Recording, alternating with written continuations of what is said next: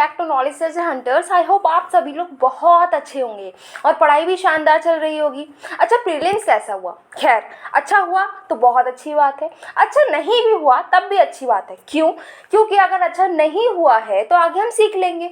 हमारी जो जर्नी है, ऐसा नहीं है कि ये आज ख़त्म हो जाएगी कल ख़त्म हो जाएगी, इसका कोई टाइम नहीं है कि जर्नी हमारी कब ख़त्म होगी। जर्नी हमने स्टार्ट कर दी है, लेकिन ये तब तक ख़त्म नहीं होगी जब तक कि हम अपना गोल अचीव ना कर लें। कोई टाइम पीरियड इसका नहीं है कि भाई 1 साल में ख़त्म हो जाएगी हमारी जर्नी या 2 साल में ख़त्म हो जाएगी। नहीं जी, ऐसा नहीं है। हमने जर्नी स्टार्ट कर ली, बट हमारा जब तक गोल नहीं मिलेगा, हमारा गोल जब तक अचीव नहीं होगा, हमारी जर्नी चलती रहेगी। और इसी जर्नी को फिर से कंटिन्यू कर रहे हैं हम आज से। और आज मैं आपको बता रही हूँ कि हम विजन आईएएस के जो करंट अफेयर्स होते हैं, जो मैगजीन आती है, उसको तो कवर करेंगे ही, बट इस बार प्रीलिम्स देखने पर पता चला कि भाई करंट अफेयर्स तो और ज़्यादा पढ़ना पड़ेगा, एक मैगजीन से काम नहीं चल रहा है। तो हम ऐसा कर सकते हैं कि हम विजन आईएएस के साथ साथ जो हमारी इनसाइट आईएएस है उसकी भी हम मैगजीन को कवर करेंगे, राइट। 2 मैगजीन को हम कवर किया करेंगे अब। लेकिन आज जो हम करने वाले हैं, आज हम विजन आईएएस जो हमारा मोस्ट ट्रस्टेड सोर्स है, जिससे हम अभी तक पढ़ते हुए आए हैं, उसको ही कंटिन्यू करेंगे। और विजन आईएएस ने अप्रैल की जो मैगजीन है उसको कर दिया है पब्लिश, ठीक है। बिल्कुल अभी अभी ये पब्लिश हुआ है, तो फिर हम इसको कंटिन्यू करते हैं और पढ़ते हैं भाई कि अप्रैल में क्या क्या हुआ है। अब आप बोलेंगे कि मैम चलो ये तो ठीक है कि हम पढ़ने वाले हैं विजन आईएएस के करंट अफेयर्स, अप्रैल की मैगजीन पढ़ने वाले हैं, बट आज क्या पढ़ने वाले हैं? आज कौन कौन से टॉपिक्स हैं जिसको हम कवर करेंगे? तो आज जैसे हम हमेशा करते हैं, सबसे पहला टॉपिक हमारा पॉलिटी एंड गवर्नेंस होता है, उसी को कवर करेंगे, जिसमें बहुत सारे टॉपिक्स हैं और बहुत इंटरेस्टिंग टॉपिक्स हैं जिसको हम 1 बाय 1 कवर करेंगे। तो सबसे पहला जो टॉपिक है that is basic structure doctrine. अगर आपको याद हो तो जो हमने पहले अपने जो करंट अफेयर्स कवर किए थे, अपनी पीटी 365 कवर की थी, उसमें भी हमने ये टॉपिक पढ़ा था बेसिक स्ट्रक्चर डॉक्ट्रीन। बट कुछ लोग अभी ऐसे होंगे जो कि जिन्होंने अपने जो ये नया सफ़र है वो अभी नया नया स्टार्ट किया है, जिनको लगा कि भाई मैं भी ये कर सकता हूँ, नया नया सपना जिन्होंने देखा, तो उनका तो ये नया नया सफ़र है। जो हमारे पुराने सारे एस्पिरेंट्स हैं तो उनको तो ये पता ही है, लेकिन फिर भी अब हमने फिर से नई शुरुआत करने जा रहे हैं। पिछला हमारा प्रीलिम्स जैसा भी हुआ उसको भूल कर अब हम आगे की तैयारी करेंगे। तो फिर से पढ़ते हैं कि आखिर ये बेसिक स्ट्रक्चर डॉक्ट्रीन क्या है। अच्छा जी, बेसिक स्ट्रक्चर डॉक्ट्रीन जो है क्यों चर्चा में आया? ये तो काफ़ी पहले से बेसिक स्ट्रक्चर जो है ये डॉक्ट्रिन आ गई थी, अभी नया नया तो ये है नहीं। तो ये चर्चा में क्यों आ गया है आखिर? तो चर्चा में इसलिए आया है क्योंकि हमने जैसे बात की कि ये अभी नया नया नहीं, काफ़ी पहले आया था। तो हाँ, ये पहले आया था और आज नहीं कल नहीं, पता है कितने साल पहले आया था? 50 साल पहले। तो हमारा जो बेसिक स्ट्रक्चर डॉक्ट्रिन है इसको आए हुए अब 50 साल हो गए हैं। तो कितनी अच्छी बात है, ये 50 साल इसके हो गए, यानी कि इसका जो 50th बर्थडे हम बोल सकते हैं ये हुआ है। इसीलिए क्या हुआ है कि इसको हम पढ़ रहे हैं। तो अब जानते हैं कि आखिर ये क्या है। केशवानंदा भारती केस 1973, ये वो केस है जिसने हमें क्या दिया था, जिसने हमें कई सारी अच्छी अच्छी चीज़ें दी थी। हमारे जो कॉन्स्टिट्यूशन है उसमें कई सारे पॉइंट्स इसने नए नए ऐड किए थे, और जिसमें सबसे बड़ा जो गिफ्ट हमें इस केस से मिला that is basic structure doctrine. अच्छा, ये जो केस है ना, ये इसमें हुआ क्या था, ये केस कैसे हो गया था? तो केस ये हुआ था कि जो केरला गवर्नमेंट है उसके अगेंस्ट में एक पिटीशन डाली गई थी, जिसमें क्या हुआ था कि केरला गवर्नमेंट जो है अपनी लैंड एक्वायर कर रही थी। जैसे लोगों की लैंड होती है ना, तो उनकी लैंड को कंपलसरी एक्वायर कर रहे थे केरला लैंड रिफॉर्म्स एक्ट 1963 के अंडर। तो लोगों ने पिटीशन डाल दी, लोगों ने कहा कि ये लैंड तो हमारी है ना, ज़मीन हमारी, और हमारी ज़मीन पर सरकार आकर कब्जा कर रही, नहीं ऐसा नहीं चलेगा, हमारा फंडामेंटल राइट का वायलेशन हो रहा है, जो कि हमें फंडामेंटल राइट मिले हैं आर्टिकल 25, आर्टिकल 26 एंड 31 में, उनका वायलेशन हो रहा है। और ये कहकर उन्होंने क्या किया, केरला के लोगों ने पिटीशन डाल दी। अब केस जो है इसको 13 जजेस की बेंच ने सुनवाई की इस केस की, ठीक है। अभी तक जो सुप्रीम कोर्ट में अगर कोई भी सबसे बड़ी बेंच बैठती है उसमें 13 जज बैठते हैं और सबसे बड़ी बेंच ने ही इस केस की सुनवाई की। अब इतने सारे जो महान हमारे जूरिस्ट हैं वो बैठेंगे तो क्या होगा, कोई बढ़िया चीज़ ही निकलेगी, बढ़िया आउटकम निकलेगा। तो यहाँ पर निकला क्या, सबसे पहली बात बेसिक स्ट्रक्चर डॉक्ट्रीन जो है वो इंट्रोड्यूस हुई। इन्होंने कहा कि जो 24th अमेंडमेंट है ये बिल्कुल वैलिड है और पार्लियामेंट के पास में पावर है। क्या पावर है अभी पार्लियामेंट के पास में, कि पार्लियामेंट कॉन्स्टिट्यूशन के किसी भी प्रोविजन को अमेंड कर सकती है, ठीक है, सारे प्रोविजन को भी अमेंड कर सकती है, लेकिन कुछ शर्त है। शर्त ये है कि पार्लियामेंट किसी भी प्रोविजन को कॉन्स्टिट्यूशन के अमेंड तो कर सकती है, पर ध्यान ये रखना है भाई कि जो हमारा कॉन्स्टिट्यूशन है उसका इसेंस ना बिगड़ जाए, उसका जो बेसिक स्ट्रक्चर है, जो फंडामेंटल प्रिंसिपल है वो नहीं ख़त्म होनी चाहिए, वो वैसे की वैसे रहने चाहिए। उसको आप ना ही बदल सकते हैं, ना ही डैमेज कर सकते हैं, ना ही डिस्ट्रॉय कर सकते हैं। तो कुछ फंडामेंटल प्रिंसिपल्स हैं जिनके बेसिस पर ही हमारा कॉन्स्टिट्यूशन बना है, जिनके बेसिस पर ही हमारा कॉन्स्टिट्यूशन टिका हुआ है, कुछ ऐसे स्ट्रॉन्ग पिलर्स हैं, तो वो पिलर्स जो हैं आप वो नहीं हटा सकते। ये आपको ध्यान रखना, आप कुछ भी अमेंड कर दें लेकिन जो बेसिक हमारा इसेंस है, जो सोल है हमारे कॉन्स्टिट्यूशन की, वो ख़त्म नहीं होनी चाहिए। ये बात इन्होंने कही और यही चीज़ जो है इसी को हम बेसिक स्ट्रक्चर डॉक्ट्रीन कहते हैं, जिसको आए हुए अब 50 साल हो गए हैं। अब जो गोलकनाथ केस है उसके जो जजमेंट था उसको भी इस केस में जो है बदल दिया गया, उसको भी करेक्ट किया गया। सुप्रीम कोर्ट ने कहा कि जो आर्टिकल 368 है, आर्टिकल 368 में पावर है और प्रोसीजर दे रखा है कि कैसे कॉन्स्टिट्यूशन अमेंड होगा, और जो अमेंडिंग पावर्स है, लेजिस्लेटिव पावर्स है पार्लियामेंट की, वो अलग अलग होती हैं, ये भी आप ध्यान रखें, ठीक है। पार्लियामेंट जो है लॉ भी बनाएगी, वो उसकी पावर है, और लॉ अगर है, हमारा कॉन्स्टिट्यूशन है, उसको अमेंड करना है तो वो उसकी अलग पावर है। आप ये नहीं कह सकते कि पार्लियामेंट की अमेंडिंग पावर और जो लॉ मेकिंग पावर वो सेम है, नहीं, ऐसा नहीं है। दूसरे जजमेंट्स की बात करें तो इन्होंने जो 25th और 29th अमेंडमेंट है उसको भी इन्होंने कहा कि ये बिल्कुल ठीक है, लेकिन कुछ पार्ट्स जो हैं वो इन्होंने रिव्यू करे गए, और इन्होंने ये भी कहा कि प्रियम्बल जो है वो कॉन्स्टिट्यूशन का पार्ट है और इसको भी हम अमेंड कर सकते हैं, ठीक है। प्रियम्बल अमेंड कर सकते हैं कि नहीं कर सकते हैं, ऑब्वियसली कर सकते हैं। कितनी बार हुआ है अमेंड, बताओ ज़रा।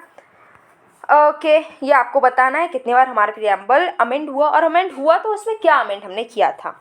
अच्छा, हम देखते हैं कि बेसिक स्ट्रक्चर डॉक्ट्रीन है ये कैसे कैसे इवॉल्व हुई है, इसकी भाई हिस्ट्री से देखते हैं कितनी मेहनत की है हमने इस बेसिक स्ट्रक्चर को लाने के लिए।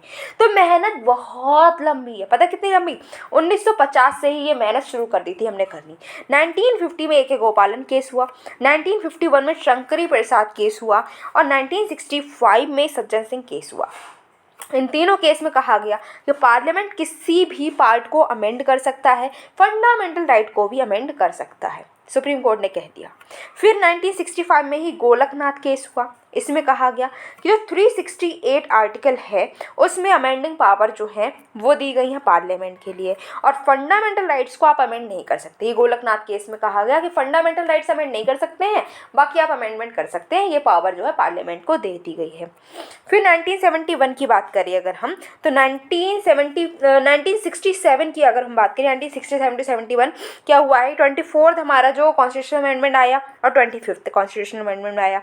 24th जो कॉन्स्टिट्यूशन अमेंडमेंट आया इसमें कहा गया कि जो आपके कॉन्स्टिट्यूशन अमेंडमेंट्स होते हैं वो कोई लॉ नहीं है, ठीक है, अंडर आर्टिकल 13 जो हमारा है कॉन्स्टिट्यूशन का, उसके अंडर जो हमारे कॉन्स्टिट्यूशनल अमेंडमेंट्स है वो लॉ नहीं है, इसीलिए इसको पार्लियामेंट अमेंड कर सकती है। ये कहा गया 24th अमेंडमेंट जो हमारी हुई थी। 25th अमेंडमेंट में कहा गया कि जो राइट टू प्रॉपर्टी है इसको हम कम कर सकते हैं। अगर हम जो राइट टू प्रॉपर्टी है लोगों की, उसको इन्होंने कह दिया कि ये फंडामेंटल राइट नहीं रहेगा, और राइट टू प्रॉपर्टी जो एक लीगल राइट बना दिया गया था, और क्या हुआ था, कंपनसेशन देना पड़ेगा किसी का अगर आप प्रॉपर्टी देते, तो ये बात कह दी।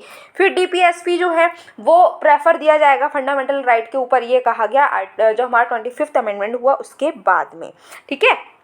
और जो 39B और 39C जो हमारे आर्टिकल है उसकी जुडिशियल रिव्यू नहीं होगी, ये बताया गया था 25th अमेंडमेंट में।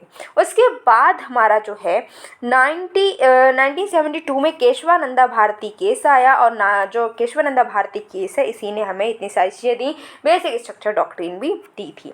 बेसिक स्ट्रक्चर डॉक्ट्रिन की अगर हम बात करें तो इसमें कुछ फंडामेंटल फीचर्स हैं हमारे कॉन्स्टिट्यूशन के, जिसको आप नहीं चेंज कर सकते, उनको आप अमेंड भी नहीं कर सकते, उनको ख़त्म भी नहीं कर सकते, डिस्ट्रॉय भी नहीं कर सकते, किसी भी तरीके के कॉन्स्टिट्यूशनल अमेंडमेंट ले आओ, बट इनको चेंज नहीं कर सकते। ठीक है, अब बेसिक स्ट्रक्चर क्या हमारे कॉन्स्टिट्यूशन में लिखा हुआ है कहीं पर? नहीं जी, पूरा का पूरा कॉन्स्टिट्यूशन आप पढ़ लेंगे बट बेसिक स्ट्रक्चर आपको कहीं पर भी मेंशन नहीं मिलेगा।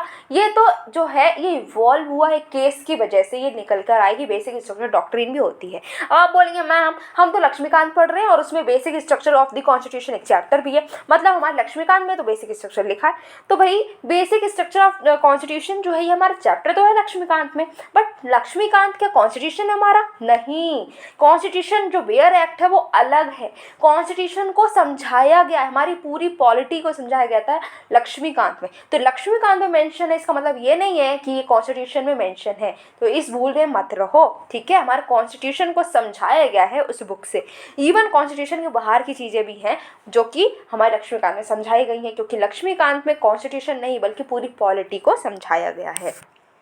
अच्छा, बेसिक स्ट्रक्चर कुछ फंडामेंटल प्रिंसिपल्स, कुछ फीचर्स, ये सब बातें तो कर रहे हैं, बट अगर कौन कौन सी बातें हैं, कौन कौन सी चीज़ें हैं, कौन कौन से फंडामेंटल प्रिंसिपल्स हैं जो कि बेसिक स्ट्रक्चर होते हैं, चलो जानते हैं।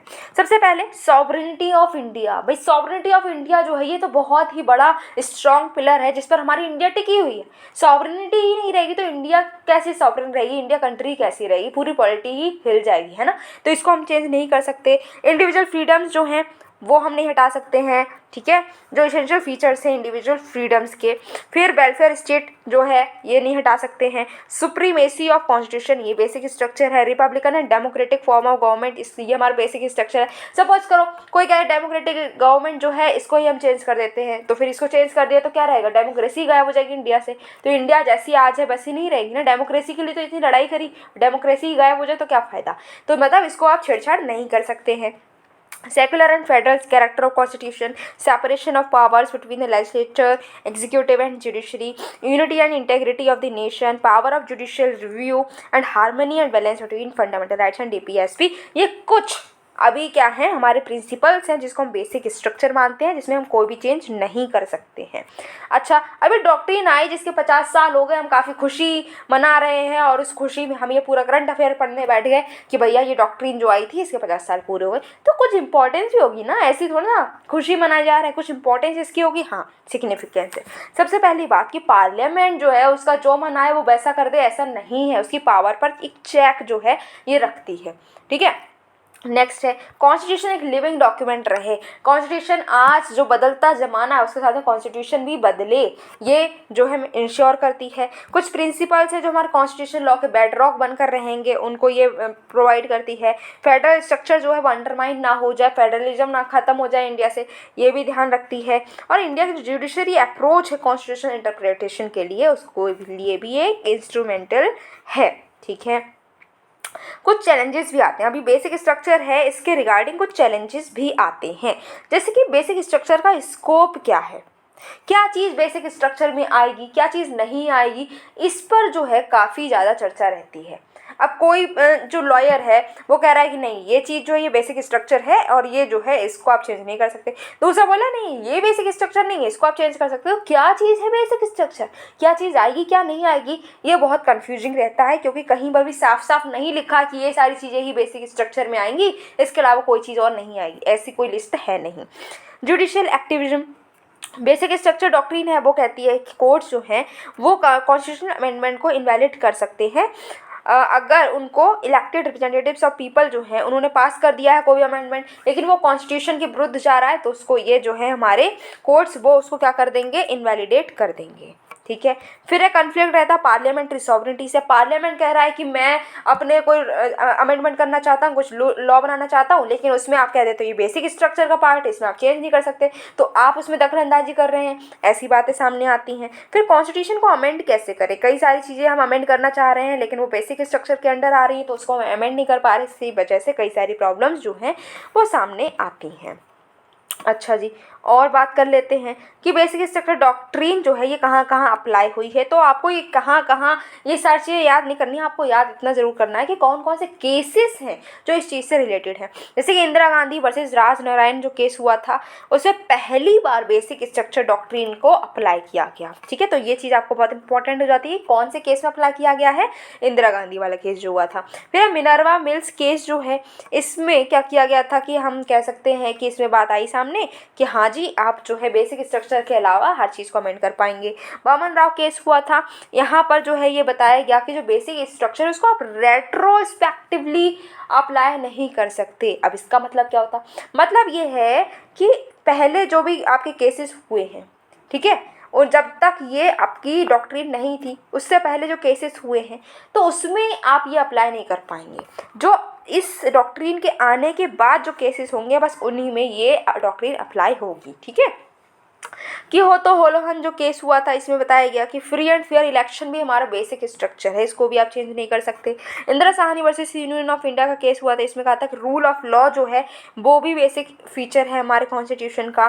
फिर Bommai versus union of India case हुआ था, इसमें कहा कि federal structure, unity and integrity, secularism, socialism, social justice, judicial review, ये सब भी हमारे बेसिक फीचर्स ही हैं। वे अहेड क्या है, क्या हम कर सकते हैं। तो सबसे पहली बात, बेसिक स्ट्रक्चर की डेफिनेशन को ही क्लैरिफाई कर दो, लोगों को पता तो रहे, समझ में आए भाई क्या है बेसिक स्ट्रक्चर। ठीक है, कंसिस्टेंसी रखो अप्लाई करने में, सारे केसेस में एक जैसा ही अप्लाई करो। ऐसा नहीं कि किसी में आप किसी अलग तरीके से अप्लाई कर रहे हैं, किसी में किसी अलग तरीके से। जुडिशियल एक्टिविज्म को लिमिट करने की ज़रूरत है, पब्लिक अवेयरनेस बढ़ाने की ज़रूरत है, लोगों का पार्टिसिपेशन भी और बढ़ाने की ज़रूरत है। ओके, समझ में आया बेसिक स्ट्रक्चर। चलो अब हम नेक्स्ट जो टॉपिक है वो पढ़ते हैं। नेक्स्ट टॉपिक है हमारा डेमोक्रेटिक डिसेंट्रलाइजेशन इन इंडिया। ठीक है, डेमोक्रेटिक डिसेंट्रलाइजेशन इन इंडिया, मतलब डेमोक्रेसी भी है और डिसेंट्रलाइजेशन भी है। कहाँ है, हमारी इंडिया में है।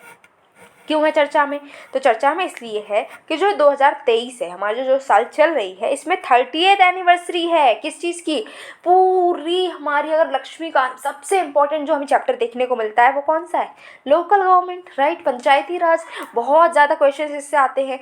तो जो हमारा 73rd एंड 74th अमेंडमेंट है जो डील करता है लोकल गवर्नमेंट से, वो जो हमारे अमेंडमेंट आए थे उनको आए हुए हमारे इस साल में 30 साल पूरे हो जाएंगे। तो 30th एनिवर्सरी मनाई जा रही है। ठीक है, तो इसलिए 30 साल बड़े हो गए हमारा अमेंडमेंट, समझ में आ रहा है। तो इसीलिए क्या है, इसलिए हमारी चर्चा में रहा। मिनिस्ट्री ऑफ पंचायती राज ने जो गवर्नमेंट ऑफ मध्य प्रदेश के साथ में मिलकर नेशनल पंचायती राज डे को सेलिब्रेट किया। कब किया है, 24 अप्रैल को। कहाँ पर किया गया है, रेवा में। कहाँ पर है ये, मध्य प्रदेश में ये है। ये पहली स्टेट थी जिसने ये जो हमारे अमेंडमेंट आए थे उनको अप्लाई किया था। तो 73rd एंड 74th अमेंडमेंट जो आए थे, तो इसको इम्प्लीमेंट करने वाली जो स्टेट थी ये कौन सी थी, मध्य प्रदेश थी। इसीलिए यहाँ पर हमारी जो मिनिस्ट्री ऑफ पंचायती राज ने मिलकर सेलिब्रेशन किया है। इस ओकेजन पर पीएम जो हमारे हैं उन्होंने क्या किया है, उन्होंने integrated E Gram Swaraj and जो GEM पोर्टल है इसको क्या किया है, लॉन्च कर दिया है। ऑब्जेक्टिव क्या है इसका, ऑब्जेक्टिव ये है कि जो पंचायत से है ना, अब वो भी गवर्नमेंट की जो ई मार्केट प्लेस है वहाँ से सामान खरीद सकती हैं। अब इससे पहले हमें समझना चाहिए GEM पोर्टल क्या होता है। देखो होता क्या है कि अब जैसे हम ऑनलाइन सामान मंगाते हैं, राइट, मंगाते हैं ना, अमेजोन है, फ्लिपकार्ट है, मिंत्रा है, इन सब से हम क्या करते हैं, कभी हम शूज़ मंगाते हैं, कभी क्लोथ्स मंगाते हैं, कभी वॉचेस मंगाते हैं, कुछ भी मंगाते हैं, बहुत सारा सामान मंगाते हैं ना।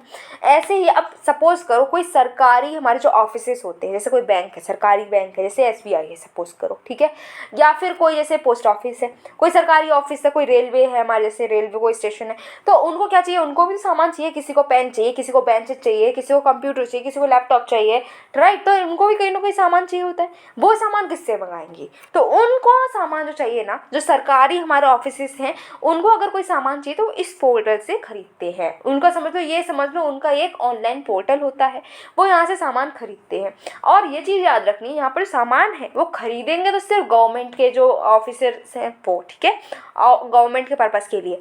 और यहाँ पर बेच हर कोई सकता है, कोई प्राइवेट पर्सन भी यहाँ पर सामान बेच सकता है। ये हमारी होती है गवर्नमेंट ई मार्केट प्लेस। और अब इन्होंने क्या कह दिया है कि पंचायत जो होती है ना उनको भी तो सामान चाहिए, तो पंचायत भी अब यहाँ से सामान खरीद सकती हैं। पहली चीज़ समझ में आ गई। हाँ जी। पीएम ने क्या किया, जो स्वामित्व है, स्वामित्व प्रॉपर्टी कार्ड जो है वो क्या कर दिया है, उसको हैंड ओवर कर दिया है। किसके लिए, इन्हीं पंचायती राज के लिए, कि वो बेनिफिशरीज को सिलेक्ट करेंगे कि किस किस को स्वामित्व के अंडर बेनिफिट मिलेगा या नहीं मिलेगा। ठीक है। अच्छा, अब ये 73rd and 74th constitutional amendment जो चर्चा में है, जिनकी बात हम कर रहे हैं, तो इनके बारे में समझ लेते हैं भाई, थोड़ा बहुत समझ लेते हैं कि ये क्या है। देखो, 73rd कॉन्स्टिट्यूशनल अमेंडमेंट जो है 1992 में आया, तो ये जो है इससे पंचायती राज इंस्टीट्यूशंस जो हैं उनको कॉन्स्टिट्यूशनल स्टेटस मिल गया।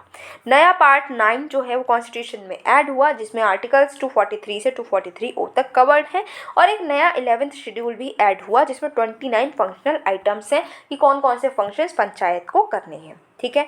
फिर 74th कॉन्स्टिट्यूशनल अमेंडमेंट एक्ट 1992 आया, जो बात करता है अर्बन लोकल बॉडीज़ की, जैसे कि हमारी म्यूनिसपैलिटीज़ हैं, म्यूनिसिपल वोट्स हैं, राइट, हर किसी का नगर पालिका जैसे है, नगर पालिका, नगर परिषद है, तो ये जो चीज़ें हैं ये इसमें जो है कॉन्स्टिट्यूशनलाइज्ड हुई।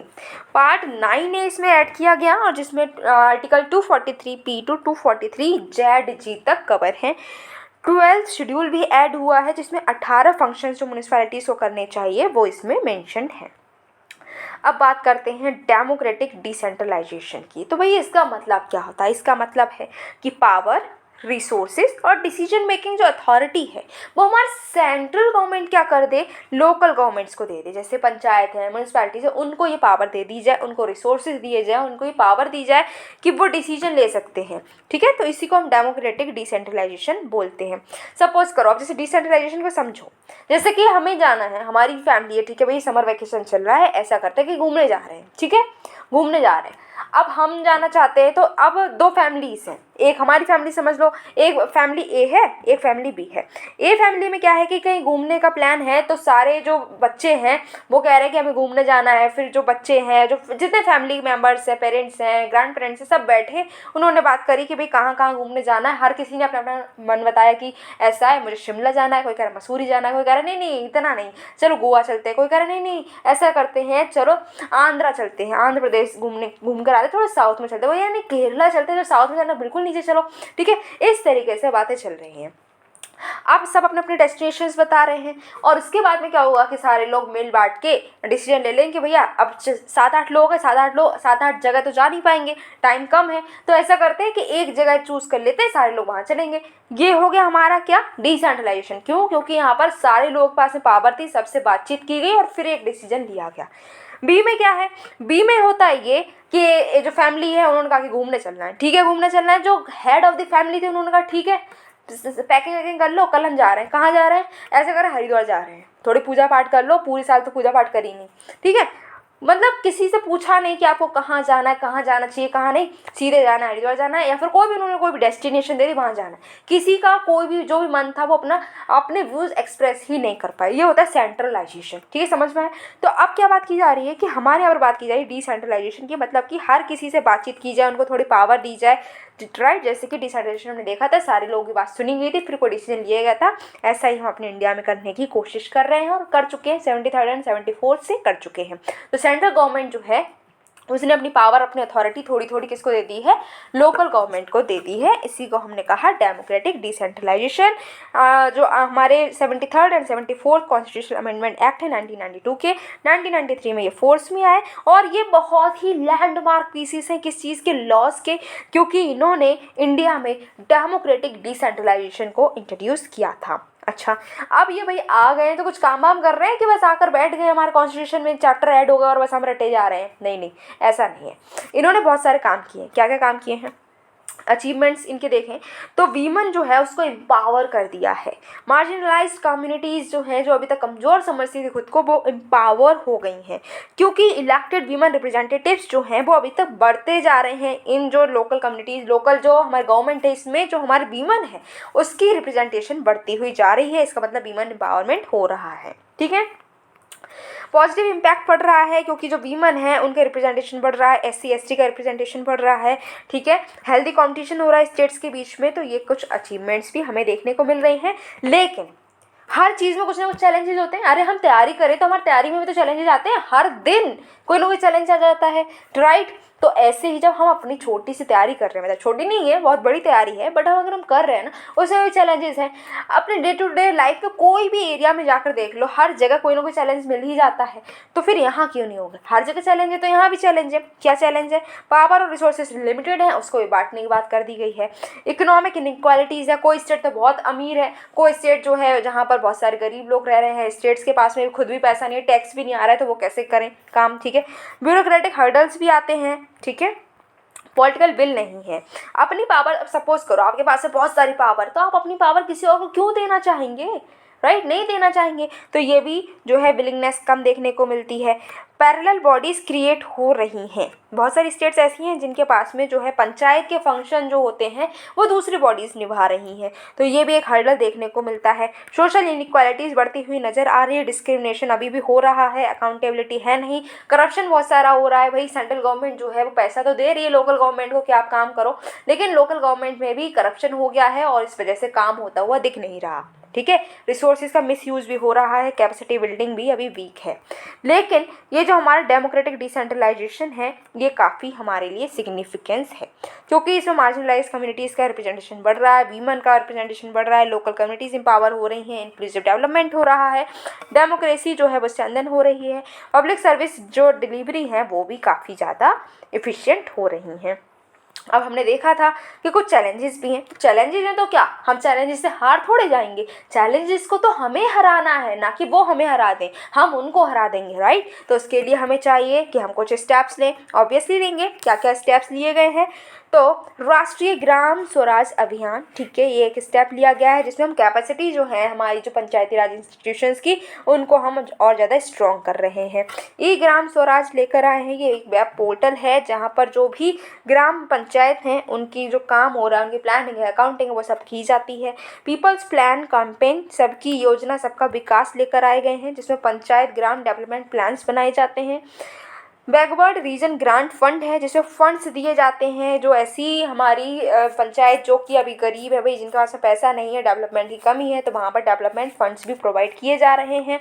National institute of rural development and Panchayati Raj बनाया गया है जिसमें रूरल डेवलपमेंट फंक्शनरीज की कैपेसिटी बिल्डिंग कर रहे हैं। नेशनल पंचायत अवार्ड्स दिए जाते हैं, जो बेस्ट परफॉर्मिंग हमारी पंचायत होती है ना उसको अवार्ड भी मिलते हैं।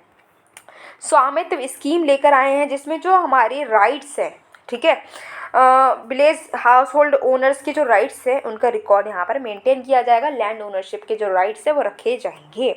वे फॉरवर्ड क्या है, क्या हम और कर सकते हैं? तो फाइनेंशियल डिवोल्यूशन और स्ट्रॉन्ग करो, पैसा बहुत ज़रूरी है। अब हम डेवलपमेंट करना है तो हमें पैसा चाहिए, तो पैसा कैसे आएगा, उसका सही तरीके से यूज़ होना भी बहुत इंपॉर्टेंट है, तो वो हमें देखना है। कैपेसिटी बिल्डिंग करनी है, ट्रेनिंग प्रोवाइड करनी है, जो PRI हैं उनको और ज़्यादा स्ट्रेंथन करने की ज़रूरत है, टेक्नोलॉजी भी प्रोवाइड करने की ज़रूरत है, ठीक है। वीमेन के रोल और ज़्यादा स्ट्रेंथन करना है, बस सिंपल। अच्छा, नेक्स्ट टॉपिक की अब हम बात करते हैं। नेक्स्ट टॉपिक हमारा है कोऑपरेटिव फेडरलिज्म। कोऑपरेटिव फेडरलिज्म, अब ये न्यूज़ में क्यों है? क्योंकि हमारे PM ने इसकी इम्पोर्टेंस क्या है इसको बताया है, इसको अंडरलाइन किया गया है, तो ये हमारे लिए ज़रूरी है क्योंकि इसकी इम्पोर्टेंस हमारे PM ने बताई है, तो फिर हमें भी तो जानना है ना कि ये क्या है। चलो जानते हैं।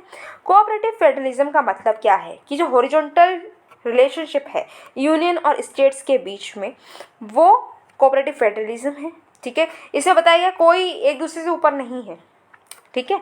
मतलब क्या कि यूनियन है, हमारी यूनियन गवर्नमेंट है, स्टेट गवर्नमेंट्स हैं, तो इसमें बताया गया है कि कोई किसी से ऊपर नहीं है, सब लोग मिल बांट कर काम करो, ठीक है।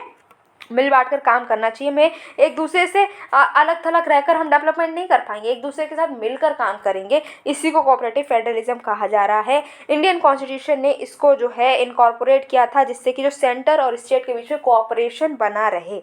अब ये बहुत ज़रूरी है हमारे लिए। क्यों ज़रूरी है? सपोज करो सरकार जो है, केंद्र सरकार ने कोई लॉ बनाया, ठीक है, कोई लॉ बनाया, अब वो लॉ हमारी स्टेट ने लगाया ही नहीं, तो वो लॉ क्या इतना एफिशिएंट रहेगा नहीं। अगर स्टेट्स कह रही हैं कि भाई सरकार ने लॉ बनाया है, बड़ी सरकार है, केंद्र सरकार ने लॉ बनाया, हम इम्प्लीमेंट करेंगे, हर स्टेट में वो इम्प्लीमेंट होगा तभी तो वो लॉ काम का रहेगा ना। इसलिए कॉपरेशन ज़रूरी है। ऐसे बहुत सारे इंस्टांसेस है जिसमें हमें कॉपरेशन की ज़रूरत रहती है।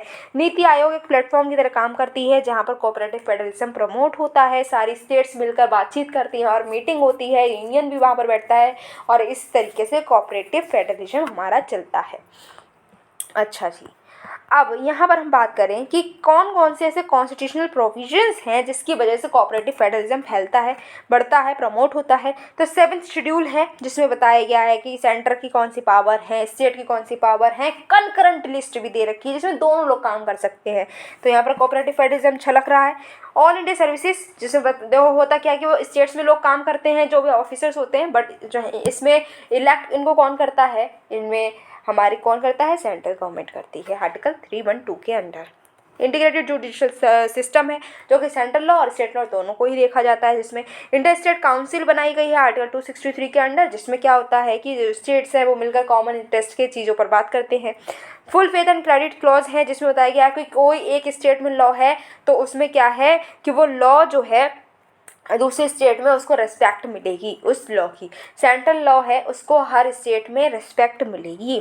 फिर जोनल काउंसिल बनाई गई हैं जो कि क्या करती है, कोऑर्डिनेशन को इंश्योर करती हैं। फाइनेंस कमीशन बनाई गई है जो देखती है कैसे हमारे जो टैक्सेस वैक्सेस हैं वो कैसे उनका डिवोल्यूशन होगा, प्रोसीड्स कैसे डिवॉल्व होंगी, सेंटर कितना पैसा स्टेट्स को देगा, स्टेट्स आपस में कितना पैसा बांटेंगी, और जीएसटी काउंसिल भी बनाई गई है। अब क्या ज़रूरत थी इसकी, रीजनल डिस्पैरिटीज़ हैं उसको एड्रेस करना है। भाई कोई कहीं पर बहुत ज़्यादा तरक्की हो गई, कहीं पर बहुत ज़्यादा बैकवर्डनेस है, तो इसको हमें मिटाना है, इसको इक्वल करना है, ठीक है। फिर पॉलिसीज़ को अच्छे से हम इम्प्लीमेंट करें, इसके लिए ज़रूरी है कि कॉपरेशन होना चाहिए, रिसोर्सेज को हम शेयर कर सकें। कहीं पर पानी बहुत ज़्यादा है, कहीं पर फूड बहुत ज़्यादा है, तो पानी वाला फूड दे दे, फूड वाला पानी ले ले, है ना। फिर है स्ट्रेंथनिंग डेमोक्रेसी, डेमोक्रेसी को स्ट्रेंथन करना है, और जो इमर्जिंग इश्यूज़ हैं उनको हमें मिलकर लड़ना है उनसे और जीतना भी है। चैलेंजेस क्या हैं इसमें, ओवर सेंट्रलाइजेशन ऑफ पावर हो गई है, ठीक है। अब हमने सेंट्रलाइजेशन डिसेंट्रलाइजेशन समझा था, तो सेंट्रलाइजेशन जो है ओवर सेंट्रलाइजेशन हो रखा है, ठीक है। जितनी पावर आपके पास में नहीं होनी चाहिए उससे ज़्यादा एक जगह पर इकट्ठी हो गई है पावर, तो इसको हमें डिसेंट्रलाइजेशन करने की ज़रूरत है। पॉलिटिकल डिफरेंसेस जो हैं उनको हमें मिटाना है। इंटर स्टेट डिस्प्यूट्स हो रहे हैं, उन डिस्प्यूट जैसे हम देखते हैं कि हमारा महाराष्ट्र है वो लड़ रहा है बेंगलुरु से, आंध्रा लड़ रहा है तेलंगाना से, इस तरीके से कई सारे हम देखते हैं। अभी तो हमने देखा था नॉर्थ ईस्ट में काफ़ी ज़्यादा उथल पुथल मची हुई थी। तो ये जो डिस्प्यूट है ना ये नहीं होने चाहिए भाई, ये डिस्प्यूट लड़ाई झगड़े में क्या रखा है भाई, कोऑपरेशन से काम करो, तो इसके लिए कोऑपरेशन होना चाहिए। डाइवर्सिटी है, ठीक है, हमारी इंडिया में डाइवर्सिटी, कहीं पर पहाड़ मिल रहे हैं तो कहीं पर रेगिस्तान, कहीं पर पानी मिल रहा है तो कहीं पर सूखा पड़ा, तो इसका मतलब रिसोर्सेज भी ऐसे ही होंगे, कहीं पर पानी है, कहीं पर आइस है, कहीं पर बहुत सारी जड़ी बूटी है, तो कहीं पर कुछ बहुत ज़्यादा हाइड्रो इलेक्ट्रिसिटी बनाने की कैपेसिटी, कहीं पर विंड बहुत ज़्यादा है। तो इसमें हम क्या कर सकते हैं, कोऑपरेशन कर सकते हैं और सबका भला कर सकते हैं। स्टेट मैटर्स में इंटरफेरेंस होता है तो ऑटोनॉमी नहीं रह रही है स्टेट्स के पास में, तो ये जो है मुद्दा निकल कर आता है जिसको भी एड्रेस करने की ज़रूरत है। वे फॉरवर्ड की अगर हम बात करें तो लोकल बॉडीज़ को एम्पावर कर दो, फाइनेंशियल डिवोल्यूशन कर दो, ठीक है। बेस्ट प्रैक्टिसेस जो अलग अलग जगह की हैं वो अपने एक साथ शेयर करें एक दूसरे के साथ में। सेंटर स्टेट जो डिस्प्यूट्स हैं उनको रिजॉल्व करने की ज़रूरत है। पैरा डिप्लोमेसी को और हम प्रमोट करें और इंक्लूसिव डिसीजन मेकिंग करें। कौन कौन से स्टेप्स लिए गए हैं अभी तक जिससे कि ये जो बूस्टअप हो हमारा कॉपरेशन, तो शेयर्स जो हैं स्टेट के सेंट्रल टैक्स रेवेन्यू में वो बढ़ा दिए गए। पहले सेंट्रल टैक्स जो लगते थे उसमें जो प्रोसीड्स आती थी उसका 32% ही स्टेट्स को मिलता था, अब वो 42% मिलता है, ठीक है। स्टेट्स के पास में फ्रीडम है कि वो अपने एक्सपेंडिचर को खुद से प्लान करेंगे कि वो कितना खर्चा कहाँ पर करना चाहते हैं। सेंट्रली स्पॉन्सर्ड स्कीम्स को हमने रिस्ट्रक्चर किया है। Financial sector bail out programme भी लेकर आए हैं अंडर उज्ज्वल डिस्कॉम एश्योरेंस योजना। स्टेट वाइज हमने ईज ऑफ डूइंग बिजनेस की रैंकिंग भी निकालते हैं। जीएसटी लेकर नीति आयोग ने भी कई सारे स्टेप्स लिए हैं। नेक्स्ट टॉपिक की अब हम बात करेंगे। नेक्स्ट टॉपिक हमारा जो अभी हम बात कर रहे थे वही है क्या, इंटर स्टेट बॉर्डर डिस्प्यूट्स। कई सारे स्टेट्स जो हैं वो आपस में लड़ाई झगड़े में रह रही हैं, क्यों, क्योंकि उनके बॉर्डर के लिए लड़ाई हो रही है। कोई कह रहा है कि ये इतनी जगह हमारी है और कोई कह रहा है ये हमारी है, इसी वजह से लड़ाई चल रही है। अच्छा, अभी चर्चा में क्या है, चर्चा में ये है कि असम और अरुणाचल प्रदेश ने क्या किया है, MOU साइन किया है।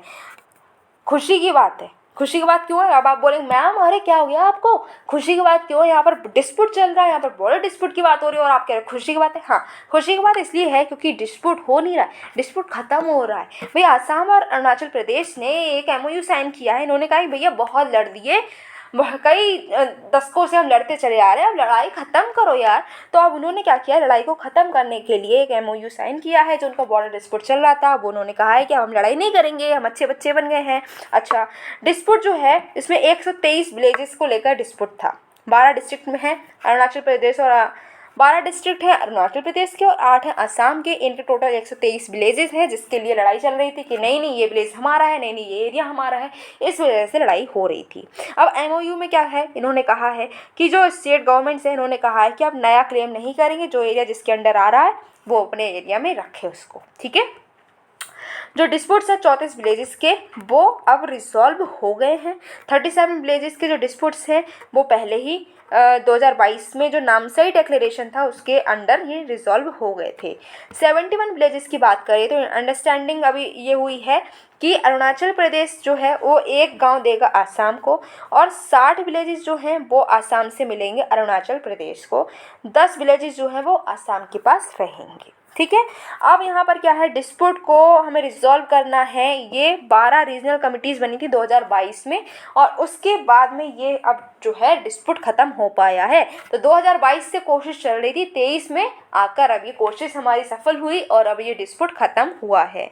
यहाँ पर कुछ जो सजेशंस हैं इन कमिटीज़ ने, 22 कमिटीज़ जो बनी थी, 12 रीजनल कमिटीज़ बनी थी जिन्होंने कुछ सजेशंस दिए थे, उनको दोनों स्टेट्स ने माना था। अब बॉर्डर डिस्प्यूट्स की हम बात देख लेते हैं कि भाई कहाँ पर कौन कौन सी स्टेट जो है वो अभी लड़ाई झगड़े में लगी पड़ी हैं अपने बॉर्डर को लेकर।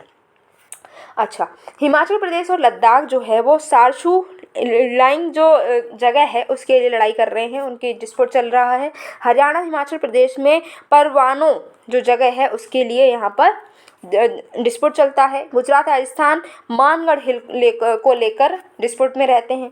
हरियाणा पंजाब चंडीगढ़ को लेकर डिस्प्यूट में हमेशा बने रहते हैं। उड़ीसा वेस्ट बंगाल जो है उसके मेनलैंड जो बाउंड्रीज़ हैं और कनिका सैंड्स आइलैंड है जो बे ऑफ बंगाल है, इसके लिए इनके बीच में डिस्प्यूट रहता है।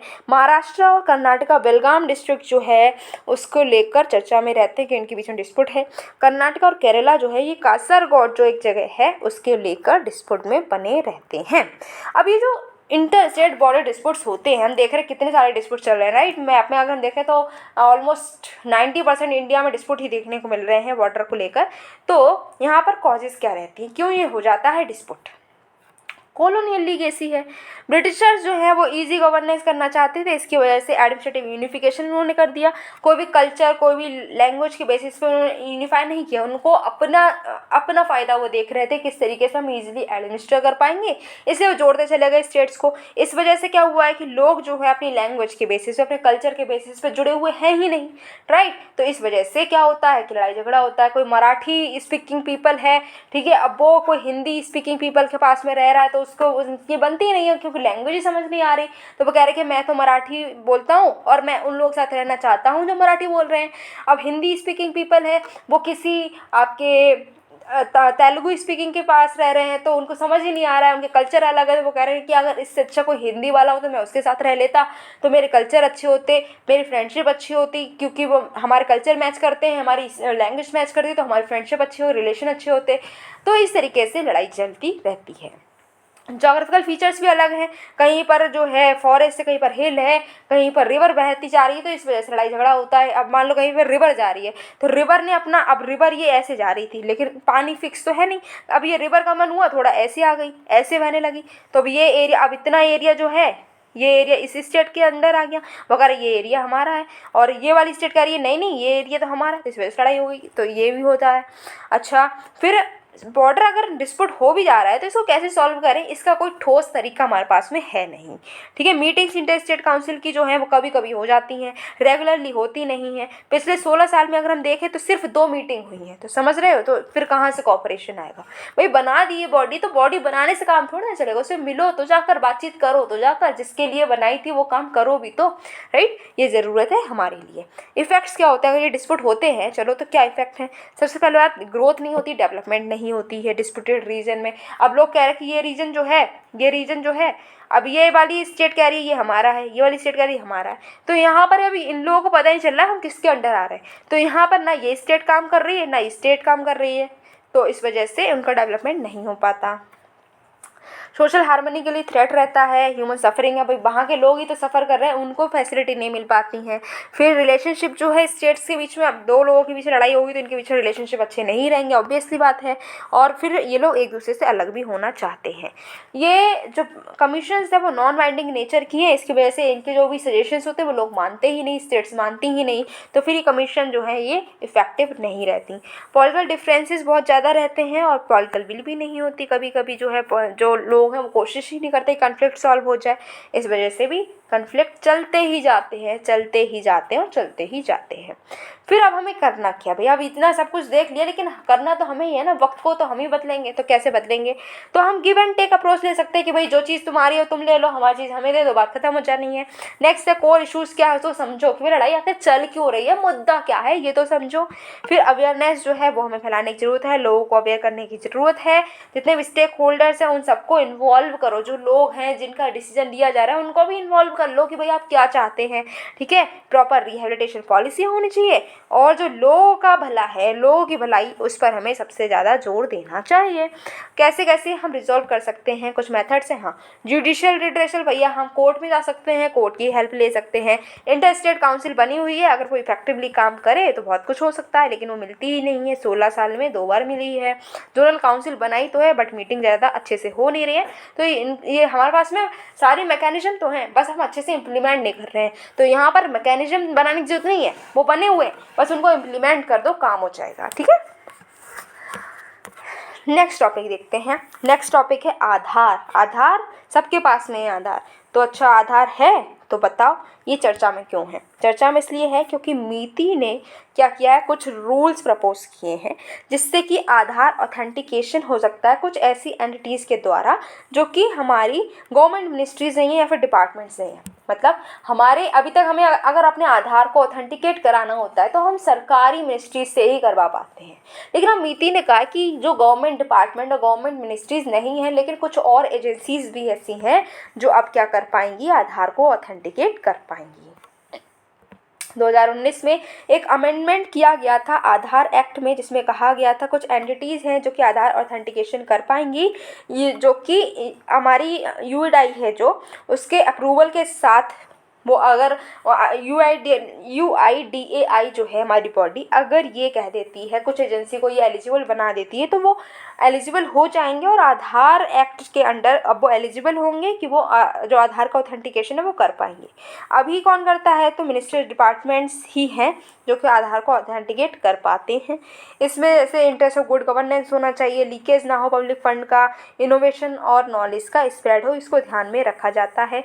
एंटिटी जैसे कि बैंक्स हैं, टेलीकॉम कंपनीज हैं, उनको अलाउ किया गया है कि वो क्या कर सकती है, आधार को ऑथेंटिकेट कर पाएंगी।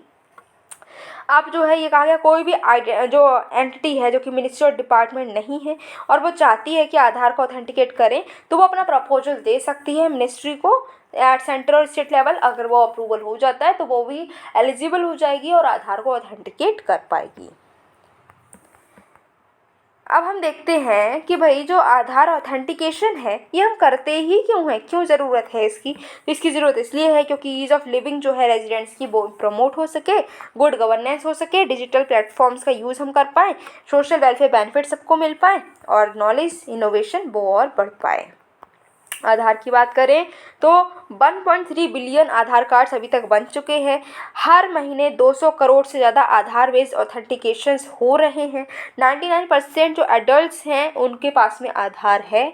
1670 सेंट्रल और स्टेट सोशल वेलफेयर और गुड गवर्नेंस स्कीम्स जो हैं वो आधार के यूज़ से ही हो पा रही हैं। आधार के अगर हम कुछ फीचर्स की बात करें तो ये बहुत ही यूनिक है क्योंकि 12 डिजिट का यूनिक नंबर हर एक आधार कार्ड होल्डर को मिलता है। कोई भी रेजिडेंट जो है उसके पास में इसका मतलब डुप्लीकेट नंबर नहीं हो सकता। रैंडम नंबर जो है वो मिलेगा, तो यहाँ पर कोई भी डिटेल जो है उसको कैप्चर नहीं किया जाता। Caste, religion, income, health, geography से रिलेटेड कोई भी नंबर नहीं मिलता, वो ऐसी रैंडम नंबर होता है। यहाँ पर क्या है कि डेटा जो है स्टोर हो रहा है सेंट्रली और ऑथेंटिकेशन जो है वो ऑनलाइन कहीं से भी हो सकती है। यहाँ पर जो है आधार मैंडेटरी है कई सारी सब्सिडी और बेनिफिट्स को लेने के लिए। प्रूफ ऑफ एड्रेस और आइडेंटिटी जो है उसके तरीके से भी सर्व करता है। लेकिन सिटीजनशिप का क्या प्रूफ है? नहीं, आधार हमारा सिटीजनशिप का प्रूफ नहीं है। हाँ, लेकिन एड्रेस और आइडेंटिटी का प्रूफ हमारा आधार है। इलेक्ट्रॉनिक जो बेनिफिट ट्रांसफर्स है वो भी आधार की मदद से हो जाते हैं। लेकिन आधार जो है इतना अच्छा होने के बावजूद, इतना इसका यूज़ हो रहा है उसके बावजूद भी आधार के साथ कई सारे इश्यूज़ हैं, जैसे कि फॉल्टी डेटाबेस। कैग की रिपोर्ट आई 2022 में, जिसमें बताया गया कि UIDAI के द्वारा जो आधार नंबर जनरेट हो रहे हैं उनमें इनकम्प्लीट इन्फॉर्मेशन है, प्रॉपर डॉक्यूमेंटेशन नहीं है, पुअर क्वालिटी के बायोमेट्रिक्स हैं। कंसर्न्स हैं रेजिडेंस स्टेटस को लेकर, क्योंकि यहाँ पर कोई स्पेसिफिक प्रूफ या डॉक्यूमेंट प्रोसेस नहीं चाहिए होता है जिससे ये कंफर्म हो सके कि एक पर्सन जिसके पास में जो आधार के लिए अप्लाई कर रहा है वो उस जगह पर रहा भी है जिस जगह का वो डॉक्यूमेंट दे रहा है। इसका कोई भी प्रूफ नहीं रहता। ऑथेंटिकेशन एरर्स होती ही रहती हैं। कई बार हम देखते हैं कि आधार हमारा जो है, हमने जो जो डिटेल्स दी थी उसके बाद जब आधार बनकर आया उसमें डिटेल्स ही चेंज हो गई हैं, राइट। तो उसमें कई सारी प्रॉब्लम्स हम देखते हैं कि उसमें कई सारी प्रॉब्लम्स हमारी आ रही हैं, आधार में कमी निकल के आती है। सिस्टम वल्नरेबिलिटी है। सिस्टम जो है वो अब, क्योंकि वो सारी चीज़ें ऑनलाइन है और ऑनलाइन में हमेशा ही साइबर थ्रेट लगा ही रहता है। डेटा लीक हो सकता है, प्राइवेसी कंसर्न्स भी हमेशा लगे रहते हैं। बाल आधार की बात करें तो बाल आधार जो हैं वो आधार कार्ड होते हैं जो माइनर चिल्ड्रन जिनकी एज 5 से कम होती है उनके लिए इशू किए जाते हैं। ठीक है, ये जो आधार कार्ड बनते हैं ये पेरेंट्स के बायोमेट्रिक्स पर बनते हैं। और अपडेटिंग बायोमेट्रिक्स जो है अभी स्टेबल नहीं, बायोमेट्रिक्स हमारी स्टेबल नहीं होती है लाइफ स्पैन तक, इसलिए इनको बार बार अपडेट कराना भी पड़ता है। अब आधार सिस्टम को हम स्ट्रॉन्ग कर सकते हैं, इसके लिए कई सारे इनिशिएटिव्स भी लिए गए हैं, जैसे कि रोड मैप बनाया गया है आधार 2.0 के लिए, ठीक है, जो कि रेजिडेंट सेंट्रिसिटी पर फोकस करता है, आधार के यूज़ को और बढ़ाना चाहता है, लोगों का जो ट्रस्ट है टेक्नोलॉजी पर उसको और इम्प्रूव करना चाहता है, इंटरनेशनल आउटरीच को और बढ़ाना चाहता है। बायोमेट्रिक्स बेस्ड डी डुप्लीकेशन ये करने की कोशिश कर रहे हैं, इसमें फेशियल इमेज को हम और ज़्यादा बढ़ा रहे हैं। इसमें जो बायोमेट्रिक्स ली जाती थी उसमें अब क्या हो रहा है, फेशियल इमेज भी ली जाने लगी है। बायोमेट्रिक फ्रॉड डिटेक्शन एक जो है ये लेकर हम आए हैं, जिसमें जो है अगर कोई फ्रॉड होता है उसको यहाँ पर पकड़ लिया जाएगा तुरंत ही। इंस्पेक्शन ऑफ ऑपरेटर, जो भी ऑपरेटर्स जो ये काम कर रहे हैं, जो भी आधार कार्ड से रिलेटेड काम कर रहे हैं उनका इंस्पेक्शन होता रहेगा। क्वालिटी चेक हर टाइम होती रहेगी, जब भी कोई नया अडल्ट इनरोलमेंट होगा उसका क्वालिटी चेक होगी, अपडेट किया जाता रहेगा डॉक्यूमेंट्स को बार बार। GPS फेंसिंग भी की जा रही है। अब हम बात करें UIDAI की, तो ये क्या है, इसका हेडक्वार्टर पहली बात तो दिल्ली में है, ठीक है। स्टैट्यूटरी बॉडी है जो कि आधार एक्ट 2016 से बनी है, नीति के अंडर आती है, ठीक है। पहले नीति आयोग के साथ काम करता था, अब ये नीति के अंदर आता है। 8 रीजनल इसके ऑफिसेज हैं। काम क्या है, काम यही है कि जो यूनिक हमें नंबर मिलते हैं आधार के वो यही क्रिएट करता है। रोड अहेड की बात करें तो जो रेजिडेंस स्टेटस है उसको ऑथेंटिकेट करने की ज़रूरत है। एक ग्रीवांस सिस्टम बनाना चाहिए जिससे कि कोई भी अगर किसी को कोई प्रॉब्लम है तो वो वहाँ पर अपना रिड्रेसल पा सके, और डिजिटल प्लेटफॉर्म को और स्ट्रॉन्ग करने की ज़रूरत है। आधार एक्ट जो आया है उसकी कॉन्स्टिट्यूशनलिटी को देखते हैं तो यहाँ पर Aadhaar targeted delivery of financial and other subsidies benefit services act 2016 जो है, जिसको हम आधार एक्ट बोलते हैं, इसको सुप्रीम कोर्ट के बिफोर चैलेंज किया गया था। कहा गया था कि यह मनी बिल के तरीके से पास हुआ है, इसीलिए इसने राज्यसभा जो है उसको अवॉइड किया है। 2018 का जजमेंट हुआ, तब टॉप कोर्ट ने कहा कि आधार एक्ट बिल्कुल वैलिड है क्योंकि ये एक्ट जो है कम्प्लीटली पास हुआ है पार्लियामेंट के द्वारा, ठीक है। ऑल्दो ये मनी बिल की तरह पास हुआ है बट ये पार्लियामेंट के द्वारा पास हुआ है, इसने कोई फंडामेंटल राइट्स को वायलेट नहीं किया है, और ये मैंडेटरी है सोशल वेलफेयर स्कीम्स के लिए।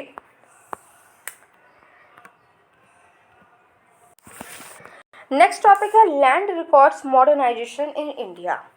कभी अपने घर के आपने जो पेपर्स है रजिस्ट्रेशन प्रॉपर्टी रजिस्ट्रेशन पेपर्स है उठाकर देखें कितने पुराने हो चुके हैं, राइट। तो उस टाइम के जो पेपर्स थे वो कैसे होते थे, कितने पुराने होते थे और उन पर किस तरीके से प्रिंट होता था, वो सब आप देख सकते हैं। अब पेपर्स जो हैं अगर हम बहुत 20, 30, 40 हज़ार 20 या हम बोलना चाहें तो 40 साल पुराना अगर कोई पेपर है तो वो कभी ना कभी तो ख़त्म हो जाएगा ना, वो उसकी जो क्वालिटी है वो ख़राब हो जाएगी। तो अब क्या किया जा रहा है कि जो लैंड रिकॉर्ड्स उसको मॉडर्नाइज कर रहे हैं। भाई दुनिया बदल रही, ज़माना मॉडर्न हो गया है, तो फिर हमारे लैंड रिकॉर्ड्स क्यों नहीं उनको भी मॉडर्न करा जा रहा है। अच्छा, ये चर्चा क्यों हो रही है? चर्चा इसलिए हो रही है क्योंकि 28 स्टेट्स और यूटीज़ जो हैं उन्होंने क्या किया है, अडॉप्ट कर लिया है national generic document registration system को लैंड रिकॉर्ड्स के लिए जो था। और 26 स्टेट्स और यूटीज़ ऐसी हैं जिन्होंने जो unique land parcel identification number, जिसको हम भू आधार बोलते हैं, उसको भी अडॉप्ट किया है। ठीक है, तो हम पहले जानते हैं कि national generic document registration system आखिर क्या होता है। इसके एप्लीकेशन देखें तो ये जो है कॉमन जेनेरिक कॉन्फ़िगरेबल एप्लीकेशन है जो कि डेवलप किया गया है कि डॉक्यूमेंट रजिस्ट्रेशन डिपार्टमेंट्स हैं उनके लिए डेवलप किया गया है। जो डिपार्टमेंट ऑफ लैंड रिसोर्सेज है मिनिस्ट्री ऑफ रूरल डेवलपमेंट के अंडर, उसने इसको इनिशिएट किया है। स्टेट स्पेसिफिक है, ये स्टेट्स को फैसिलिटेट करता है कि वो स्टेट स्पेसिफिक इंस्टांसेस को क्रिएट कर सकते हैं, अपने नीड के अकॉर्डिंग सॉफ्टवेयर यहाँ पर बना सकते हैं। सिटीजन को सर्विस प्रोवाइड की जाएगी, सिटीजन जो हैं ज़मीन को ऑनलाइन बाय कर सकते हैं। ठीक है, यहाँ पर वन नेशन वन सॉफ्टवेयर का आइडिया रखा गया है, सिटीजन को एम्पावर किया जा रहा है क्योंकि वो प्रॉपर्टी वैल्यूएशन ऑनलाइन कर पाएंगे, ऑनलाइन डॉक्यूमेंट को सबमिट कर पाएंगे। सिंगल प्लेटफॉर्म है जहाँ पर रजिस्ट्रेशन प्रोसेस के जितने भी स्टेक होल्डर्स हैं वो सब अवेलेबल हो जाएंगे। फीचर्स अगर हम देखना चाहें तो लैंड रिकॉर्ड सिस्टम को ये लिंक करता है, लोकल लैंग्वेज को सपोर्ट करता है, ऑनलाइन डॉक्यूमेंट एंट्री की फैसिलिटी प्रोवाइडेड है, एसएमएस फैसिलिटी है यहाँ पर जो कि सिटीजन्स को, डिपार्टमेंट्स को अलर्ट मैसेजेस भेज सकता है और ई-केवाईसी भी यहाँ पर हो पाएगी। Unique land parcel identification number या फिर भू आधार क्या है? तो ये क्या है, digital India land records modernisation programme जो है उसका ही एक पार्ट है जिसमें 14 डिजिट का नंबर दिया जाता है। तो ये 14 डिजिट का यूनिक नंबर होता है। अच्छा बताओ, आधार का नंबर में कितने डिजिट्स होते हैं? तो ये चीज़ आपको याद रखनी है कि आधार के जो डिजिट्स होते हैं वो 12 हैं और जो अल्पिन है इसमें 14 डिजिट्स हैं। इसको किसने डेवलप किया है? नेशनल इंफॉर्मेटिक्स सेंटर ने डेवलप किया है। कैसे इसको आइडेंटिफाई किया जाता है? तो लॉन्जिट्यूड और लैटिट्यूड्स के बेसिस पर इसको आइडेंटिफाई किया जाता है। ज्योग्राफी में पढ़ा होगा लॉन्जिट्यूड एंड लैटिट्यूड क्या होते हैं, दोनों में क्या डिफरेंस है, बताओ तो ज़रा। अच्छा, सिग्निफिकेंस ये है कि जो सिटीजन्स हैं उनको सिंगल विंडो सर्विसेज प्रोवाइडेड होती हैं, स्टैंडर्डाइजेशन हो जाता है, इजी शेयरिंग होती है लैंड रिकॉर्ड्स की, और हम जो गवर्नमेंट के लैंड है उसको हम प्रोटेक्ट कर पाएंगे और ट्रांसपेरेंसी इंश्योर रहेगी। अच्छा, लैंड रिकॉर्ड को हम मॉडर्नाइज कर रहे हैं, इसके लिए कई करोड़ रुपए भी खर्च हो रहे हैं, पर इसकी ज़रूरत क्या थी? ज़रूरत ये है कि हम कंक्लूसिव लैंड टाइटलिंग की तरफ मूव कर रहे हैं। ठीक है, यहाँ पर हम जो प्रेजेंटिव टाइटल्स होते हैं उसकी जगह पर कंक्लूसिव टाइटल्स प्रोवाइड करना चाहते हैं। अभी जो ओनरशिप है प्रॉपर्टी की वो प्रिज्यूम हम करते हैं कि अच्छा ये पर्सन जो है, अच्छा दादा हैं, दादाजी के बेटा हैं, उनकी ये ज़मीन हो गई, उनकी डेथ के बाद इनकी डेथ के बाद इनके बेटे की, इनके डेथ के बाद इनके बेटे की, इस तरीके से ये जो टाइटल है वो चलता रहता है। लेकिन अब हम क्या कर रहे हैं, हम कंक्लूसिव करना चाहते हैं। लैंड डिस्प्यूट्स बहुत सारे होते रहते हैं। अगर हम बात करना चाहें तो 66% जो सिविल सूट्स हैं ना वो लैंड और प्रॉपर्टी के ही रिलेटेड हैं। तो हम ये जो केसेस हैं इनको हम सॉल्व कर सकते हैं अगर सब कुछ ऑनलाइन हो जाएगा तो। स्टैंडर्डाइजेशन कर पाएंगे लैंड रिकॉर्ड्स का, क्योंकि लैंड रिकॉर्ड्स हर स्टेट के अलग अलग होते हैं, स्टेट टू स्टेट ये वेरी कर रहे हैं, तो ये वेरी नहीं करेंगे। एक स्टैंडर्ड बन जाएगा तो पूरी इंडिया में जो भी लैंड रिकॉर्ड्स क्रिएट होंगे वो एक जैसे ही होंगे। प्रेजेंट सिस्टम में कई सारी डिफ़िकल्टीज है, जैसे कि बहुत ही कम्बरसम है, टाइम लगता है बहुत, ठीक है, ओपेक रहता है, कोई ट्रांसपेरेंसी नहीं है, मैनिपुलेशंस इसमें हो जाती हैं। तो ये सारी चीज़ें जो प्रॉब्लम्स हैं ये सब भी ख़त्म हो जाएंगी। और एडवांटेज ये है कि टाइम कम लगेगा, प्रोसेस भी कम हो जाएगी, ऑटोमेटिक अपडेशन हो जाएगा, जब नई रजिस्ट्रेशन होगा तो सिंगल विंडो डिलीवरी हो जाएगी, जो सिटीजन्स उनको मिल जाएंगे सर्विसेज, और ई लिंकेजेस हो जाएगा क्रेडिट फैसिलिटीज़ के लिए। 4 बेसिक प्रिंसिपल्स हैं कंक्लूसिव लैंड टाइटल्स के, कि सिंगल एजेंसी जो है वो ही लैंड रिकॉर्ड्स को हैंडल करेगी। मिरर प्रिंसिपल है जिसमें कहा गया कि एक गिवन मोमेंट में जो लैंड रिकॉर्ड्स है वो मिरर करता है ग्राउंड रियलिटी को। कर्टेन प्रिंसिपल है जो कहता है कि रिकॉर्ड ऑफ टाइटल जो है वो ट्रू डिपिक्शन ओनरशिप का, ठीक है, जो टाइटल का रिकॉर्ड है वो बताता है कि ये लैंड किसकी है। इंश्योरेंस टाइटल जो है, टाइटल इंश्योरेंस क्या है कि गारंटी है कि करेक्टनेस होगा, ये जो टाइटल है वो बिल्कुल करेक्ट है। कंपोनेंट्स क्या हैं DILRMP के, तो कंप्यूटराइजेशन हो जाएगा लैंड रिकॉर्ड्स का, सर्वे और रिसर्वे हम करते रहेंगे, लैंड रिकॉर्ड्स को हम बार बार अपडेट करते रहेंगे, रजिस्ट्रेशन का कंप्यूटराइजेशन होगा, मॉडल रिकॉर्ड रूम्स बनाए जाएंगे और कैपेसिटी बिल्डिंग भी की जाएगी। दूसरे एफर्ट्स क्या क्या किए गए हैं लैंड रिकॉर्ड को मॉडर्नाइज करने के लिए, इसके लिए हम लेकर आए हैं digital India land records modernisation programme 2016 की। ये सेंट्रल सेक्टर स्कीम है जिसमें 100% पैसा गवर्नमेंट हमारी खर्च कर रही है, सेंट्रल गवर्नमेंट। ये एक रिवैम्ड वर्जन है जो national land records modernisation programme था 2008 का, उसका ही, ठीक है। इसमें कोशिश की जा रही है कि जो लैंड के जो डॉक्यूमेंट्स हैं उनको ऑनलाइन हम कर सकें। स्वामित्व स्कीम है जो कि मिनिस्ट्री ऑफ पंचायती राज की स्कीम है, 2021 में आई थी, जिसके बारे में अभी थोड़ी देर पहले ही जब हम पंचायती राज को पढ़ रहे थे तब भी हमने बात की थी। इसमें जो रिकॉर्ड ऑफ राइट्स है विलेज हाउस होल्ड ओनर्स के, उनको हम प्रोवाइड करना चाहते हैं। ड्रोन टेक्नोलॉजी का यूज़ करके हम लैंड की सर्वे करेंगे। बेस्ट प्रैक्टिसेस भी अगर हम देखना चाहें तो यहाँ पर भूमि कावेरी प्रोग्राम है कर्नाटका का, मी सेवा है आंध्र प्रदेश की, धरा ऐप है राजस्थान की, और प्रूफ ऑफ कंसेप्ट जो है ब्लॉकचेन का यूज़ करके भी किया जा रहा है नीति आयोग के द्वारा। बहुत ही इंटरेस्टिंग टॉपिक नेक्स्ट क्या है, regulation of online gaming. Online game कभी ना कभी हम सब ने खेला है, राइट, और अभी भी खेलते हैं, तो इसको रेगुलेट करने की ज़रूरत है, इसलिए चर्चा में है। क्या है न्यूज़, तो हमारी जो नीति है उसने information technology intermediate guidelines and digital media ethics code rules जो है, जिसको हम IT रूल्स कहते हैं, इसको अमेंड कर दिया है। और बात करें तो एम ये है कि हमने ये अमेंडमेंट क्यों की है, इसलिए की है जिससे कि हम ऑनलाइन गेमिंग और सोशल मीडिया इंटरमीडिएटरीज जो हैं उनको क्या करें, उनको थोड़ा कंट्रोल करें। जो फेक और फॉल्स मिसलीडिंग इन्फॉर्मेशन जनरेट हो रही है इन प्लेटफॉर्म्स के ज़रिए, उसको हम रोक सकें। जो रूल्स और अमेंडमेंट्स हैं उसमें क्या किया गया, किसके अंडर हम लेकर आए हैं, तो जो इंफॉर्मेशन टेक्नोलॉजी एक्ट 2000 है उसी में ये अमेंडमेंट हम लेकर आए हैं। और इसमें बताया गया है कि सोशल मीडिया इंटरमीडिएटरीज को भी हमें रेगुलेट करना है। पहले सोशल मीडिया इंटरमीडिएटरीज को रेगुलेट कर रहे थे, अब ऑनलाइन गेमिंग को भी हम रेगुलेट करेंगे। की फीचर्स क्या होते हैं ऑनलाइन गेमिंग के रूल्स के, तो ऑनलाइन गेम्स को क्लियरली डिफाइन किया कि कौन सा गेम ऐसा है जो ऑनलाइन है। इसमें क्या है कि जो इंटरनेट के बाद ही, मतलब इंटरनेट के से ही ऑफ़र होगा, नेट नहीं तो वो गेम नहीं, तो इंटरनेट पर वो ऑफ़र हो रहा है, कोई यूज़र जो है उसको एक्सेस कर पा रहा है कंप्यूटर से या फिर मोबाइल फ़ोन से, उसको जो है चला पा रहा है। ऑनलाइन गेमिंग इंटरमीडिएटरी क्या है, वो इंटरमीडिएटरी हैं जो कि कंप्यूटर उस रिसोर्स के जो यूज़र हैं उनको कह रहे कि आप गेम चला सकते हैं। मतलब जैसे आप फ़ोन है तो फ़ोन में आपको नेट मिल गया, नेट और फ़ोन दोनों चीज़ें आपके पास में, आप उस गेम को एक्सेस कर पा रहे हैं किसी भी, जैसे स्टोर से आपने उसको डाउनलोड कर, जैसे प्ले स्टोर से आपने उसको डाउनलोड कर लिया, नेट है, फ़ोन है, चला रहे हो गेम, तो वो आपका ऑनलाइन गेम और ऑनलाइन गेमिंग इंटरमीडिएटरी समझ में आ गया।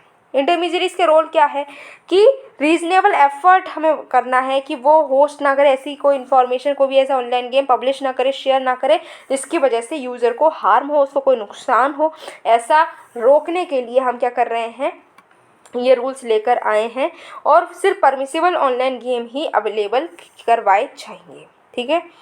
कोई भी एडवर्टीजमेंट या सरोगेट एडवर्टीजमेंट नहीं की जाएगी, ऐसा ऑनलाइन गेम प्रमोट नहीं किया जाएगा जो कि परमिसिबल ऑनलाइन गेम ना हो। एडिशनल ऑब्लिगेशंस क्या हैं कि ऑनलाइन गेम्स जो हैं जिसमें रियल मनी अगर इन्वॉल्व है तो उसमें और भी ऑब्लिगेशंस हैं, जैसे कि मार्क ऑफ वेरिफिकेशन जो है वो डिस्प्ले किया जाएगा कि हाँ ये वेरीफाई हो चुका है ये। यूज़र्स को जो पॉलिसी है कि किस तरीके से डिपॉजिट रिफंड होगा, विड्रॉल होगा, वो इन्फॉर्म करना है। KYC डिटेल्स जो है यूज़र्स की उनको ऑब्टेन करना है। कोई भी क्रेडिट या फिर फाइनेंसिंग थर्ड पार्टी से यहाँ पर अवेलेबल नहीं कराई जाएगी।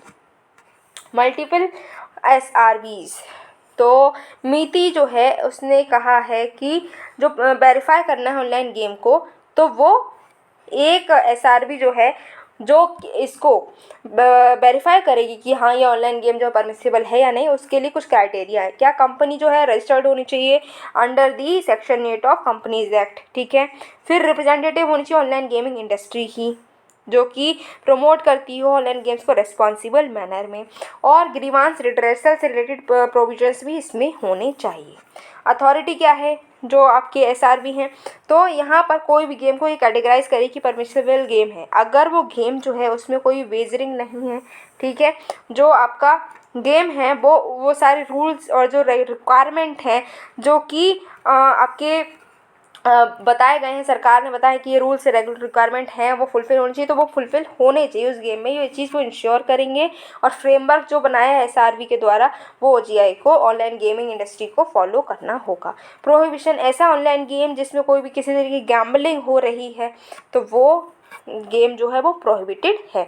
अब ये रूल्स जो है इनकी सिग्निफिकेंस क्या है, तो रिकॉग्निशन, ऑनलाइन गेमिंग को रिकॉग्नाइज किया जा रहा है इंटरमीडिएट्स को, और गैम्बलिंग ना हो, ऐसा गैम्बलिंग से रोका जा रहा है, ग्रोथ हो सके इंडस्ट्री की सेफ मैनर में, इलीगल एक्टिविटीज़ को यहाँ पर रोका जा रहा है। कई बार गेम जो है, कुछ ऐसे गेम्स आ चुके हैं आजकल जिनमें क्या हो रहा है, गैम्बलिंग हो रही है, बैटिंग हो रही है और कई सारी इलीगल एक्टिविटीज़ को प्रमोट किया जा रहा है, तो उनको रोकने के लिए ही ये रूल्स आए हुए हैं।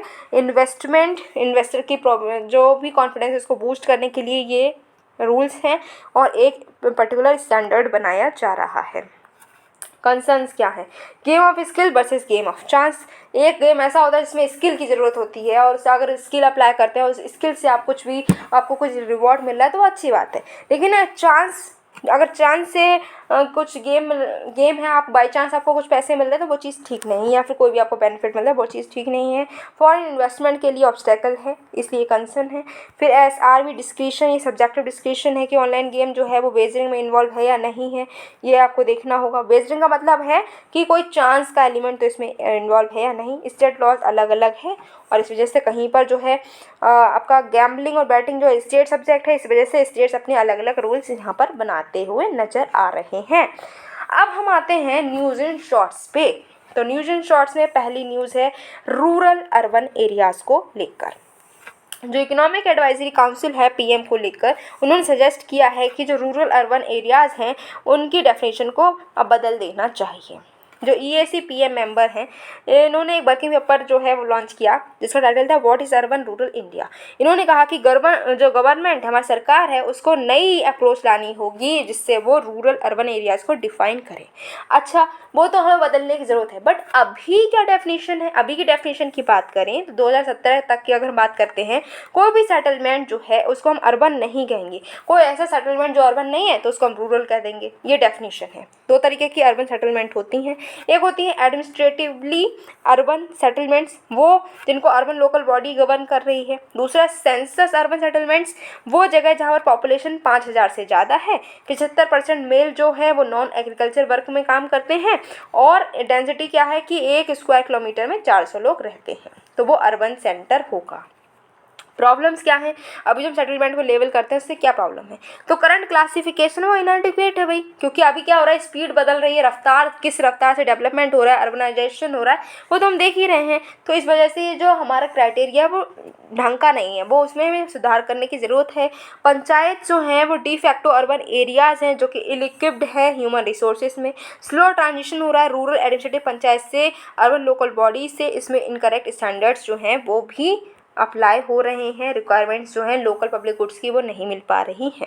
सॉल्यूशंस क्या क्या दिए हैं इन्होंने कहा ट्रिगर मैकेनिज्म को इस्टेब्लिश करना चाहिए जिसमें क्या ट्रांजिशन जो है रूरल से अर्बन सेटलमेंट में ऑटोमेटिकली हो जाएगी, एक लिमिट तक पहुँचे उसके बाद में जो है अर्बन से लोकल जो रूरल एरिया है वहाँ से आप अर्बन में पहुँच जाएंगे। ठीक है, फिर मिनिस्ट्री जो है उनको सेंसस का यूज़ करना चाहिए। सेंसस का यूज़ करते हुए वो क्या करेंगे, डिफाइन करेंगे कि कोई एरिया अर्बन है कि रूरल है।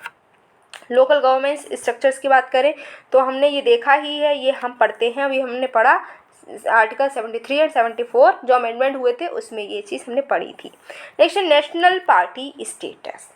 अभी election symbols reservation and allotment order 1968 का यूज़ करते हुए क्या है कि हमारी इलेक्शन कमीशन ऑफ इंडिया जो है वो रिकॉग्नाइज़ करती है किसी पार्टी को कि वो पार्टी नेशनल पार्टी है या स्टेट पार्टी है। तो अभी क्या है, 6 नेशनल पार्टीज़ को रिकॉग्नाइज़ किया गया है हमारी ईसी के द्वारा। क्या कौन सी 6 नेशनल पार्टीज़ हमारी इंडिया में, बीजेपी है, ठीक है, फिर है Indian national Congress, Bahujan Samaj party, communist party of India Marxist, फिर नेशनल पीपल्स पार्टी है, आम आदमी पार्टी जो है, ये हमारी 6 नेशनल पार्टीज़ है। तृणमूल कांग्रेस और नेशनल कांग्रेस पार्टी और सीपीआई जो है ये पहले नेशनल पार्टी स्टेटस इनके पास में था, अब इनके पास में नहीं है। ईसीआई जो है इन्होंने पार्टीज परफॉर्मेंस को रिव्यू किया 2014 और 2019 के लोकसभा पोल्स का और 21 स्टेट असेंबली पोल्स का, और उसके बाद में ये स्टेटस जो है प्रोवाइड किए गए हैं। अब कोई पार्टी नेशनल पार्टी स्टेटस उसको कैसे मिलता है, लोकसभा में वोट्स की बात करें अगर हम, तो यहाँ पर जो है एटलीस्ट 6% वोट्स उनको मिलने चाहिए, जो इतने 4 या 4 से ज़्यादा स्टेट्स में जो हैं लोकसभा में जब वोट पड़ रहे हैं लोकसभा जो, तो यहाँ पर उनको 6% वोट मिलने चाहिए और लगभग 4 मेंबर्स जो हैं वो लोकसभा में आने चाहिए। ठीक है, फिर सीट्स का 2% टोटल लोकसभा की सीट्स हैं वो उस पार्टी की होनी चाहिए, और जो कि 3 स्टेट से कम के नहीं होनी चाहिए कैंडिडेट्स, और एक स्टेट पार्टी होनी चाहिए 4 स्टेट्स में। अब इनको क्या बेनिफिट मिलते हैं कि इनको कई जो एक रिजर्व सिंबल मिलता है जो कि ऑल ओवर द इंडिया उनको वो यूज़ कर सकते हैं। कोई भी उनको सिर्फ एक पर्सन चाहिए होता है जिससे कि वो to propose a candidate's name, अपने कैंडिडेट के नेम को प्रपोज करने के लिए उनको क्या चाहिए, एक ही पर्सन चाहिए। उनको ब्रॉडकास्ट और टेलीकास्ट फैसिलिटीज़ मिलती हैं और 40 स्टार कैंपेनर्स भी वो रख सकते हैं। नेक्स्ट है गवर्नर। तमिलनाडु लेजिस्लेटिव असेंबली ने एक रिजोल्यूशन अडॉप्ट किया है जिसमें उन्होंने कहा कि गवर्नर को बिल्स क्लियर करने का जो टाइम पीरियड मिलता है वो लिमिट उसकी होनी चाहिए। ऐसा नहीं कि एक बिल उनके पास में गया और वो बिल पड़ा है 10-15 साल हो गए, वो बिल पर कोई कार्रवाई नहीं। एक लिमिटेड टाइम के अंडर गवर्नर को उस बिल पर कुछ ना कुछ, जैसे असेंट अपनी या विदहोल्ड करनी है, उसमें कुछ अमेंडमेंट करना है, जो भी करना है उस पर वो करके दें, या फिर असेंट देनी तो दे दें। ठीक है, रिजोल्यूशन जो पास हुआ ये जो एक लगभग 40 बिल्स ऐसे हैं जो गवर्नर के असेंट के लिए वहाँ पर बैकडाउन पड़े हुए हैं, पेंडिंग पड़े हुए हैं, और इसी वजह से ये जो रिजोल्यूशन ये पास किया गया है। एक बिल जब गवर्नर को सेंड किया जाता है स्टेट लेजिस्लेचर के पास में स्टेट लेजिस्लेचर के द्वारा पास होने के बाद में, तो जो गवर्नर है वो अपने असेंट दे सकते हैं या फिर असेंट नहीं दे सकते हैं, या फिर बिल को रिटर्न कर सकते हैं कि भाई रिकन्सिडरेशन करना है, आपको देखना है इसमें कोई चीज़ जो है बदलाव करके लेकर आओ। ठीक है, और उसके बाद में जब वो बिल बदलाव हो या ना हो, दोबारा से अगर वो गवर्नर के पास में जाएगा तो गवर्नर को अपनी असेंट देनी कंपलसरी हो जाएगी। रिजर्व बिल जो है वो बिल को रिजर्व भी कर सकते हैं प्रेसिडेंट के लिए गवर्नर। ठीक है, दूसरे इश्यूज़ क्या हैं गवर्नर को लेकर, स्टेट गवर्नमेंट्स को लेकर अभी कुछ सालों में, तो प्रोविजंस नहीं है कि किस तरीके से गवर्नर और स्टेट जो है वो पब्लिकली इंगेज करेंगे। जब अगर उनकी ओपिनियन डिफरेंट होती तो उनको कैसे क्या करना है, इस पर कोई भी प्रोविज़न नहीं है। नेगेटिव रिमार्क्स अगर पास किए जा रहे हैं स्टेट एडमिनिस्ट्रेशन पे तो क्या स्टेप लेने हैं कोई पता नहीं। फिर कोई क्लियर डिस्टिंक्शन नहीं है कॉन्स्टिट्यूशनल और स्टेचुटरी रूल्स में, गवर्नर जो चांसलर की तरह काम करें तो इसमें कन्फ्लिक्ट हो जा रहा है। फिर डिस्क्रिशनरी पावर जो दी जा रही हैं उसका मिसयूज़ हो रहा है। गवर्नर को रिमूव करना है तो कोई रिटन ग्राउंड नहीं है प्रोसीजर के लिए। ठीक है, क्या क्या रिकमेंडेशंस बताई गई हैं। सरकारी कमीशन ने कहा कि गवर्नर जो है वो स्टेट के बाहर का होना चाहिए और वो रूलिंग पार्टी का मेंबर नहीं होना चाहिए। NCRWC जो है उन्होंने कहा कि गवर्नर जो है वो कमेटी के द्वारा अपॉइंट होना चाहिए जिसमें PM, home minister, speaker, CM होंगे स्टेट के। नावम रेविया जजमेंट में कहा गया कि जो गवर्नर की डिस्क्रिशन है आर्टिकल 163 को लेकर वो लिमिटेड होनी चाहिए। पंछी कमीशन ने कहा कि फिक्स 5 साल का टर्म होना चाहिए गवर्नर का। नेक्स्ट है सेंट्रल एडमिनिस्ट्रेटिव ट्राइब्यूनल। अभी क्या हुआ है कि parliament standing committee on personnel public grievance law and justice ने कहा है कि सेंट्रल एडमिनिस्ट्रेटिव ट्राइब्यूनल के पास में बहुत सारे केसेस पेंडिंग पड़े हुए हैं। उन्होंने कहा कि लगभग 80,545 केसेस ऐसे हैं जो अलग अलग बेंचेस के पास में पेंडिंग पड़े हुए हैं 31 दिसंबर 2022 तक, और पिछले 10 सालों में 1350 केसेस पेंडिंग पड़े हुए हैं।